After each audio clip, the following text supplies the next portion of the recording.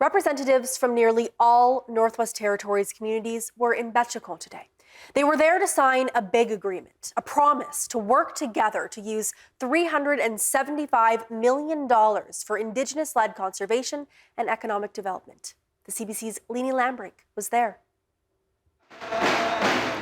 It started with a drum dance and a fire-feeding ceremony. Then, back inside the cultural center in Betchicon, leaders put pen to paper.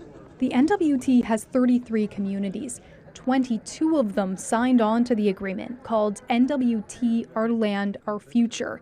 Here's how some leaders describe it. Oh, one word, opportunity.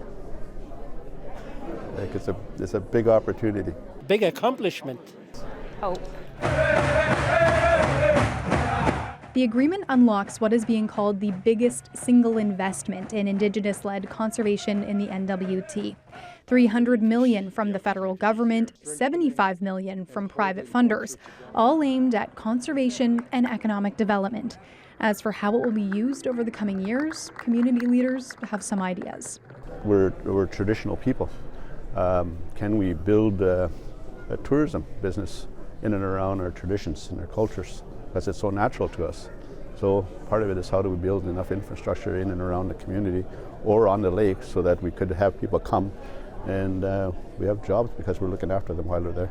Because of climate change, you have lakes that they have mercury, all these chemicals coming out, so it's coming into the waterways, so we're taking samples. On the Mackenzie River, we have a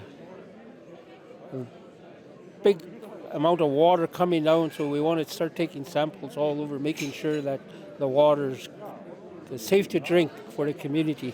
On the land programs, like guardianship, stuff like this, protecting our land, waters, really having more say into what's happening on our land. It took 2 years to get to this point, but the Indigenous Leadership Initiative says the work is just beginning. Under the agreement, it sets out a whole process for governance. So all of the partners in this agreement will have an opportunity to appoint their representative to a partners table. Indigenous governments will help identify directors to an oversight board, as will some of the donor partners. And together, directors will help make those determinations, but it'll be based off of the vision of the agreement and the leadership of Indigenous governments. The money is expected to start flowing mid-next year. The agreement signed today will last for a decade, but leaders hope it'll continue longer than that. Leanie Lambrink, CBC News, Betchicon.